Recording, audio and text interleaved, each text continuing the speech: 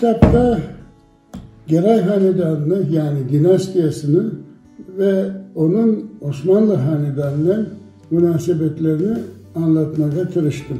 Osmanlı İmperyası'nda, Osmanlı Devleti'nin protokolünde hiç kimse Geraylar kadar, Geray Hanedanı ve onun mensupları kadar balaban itibarga malik değildi.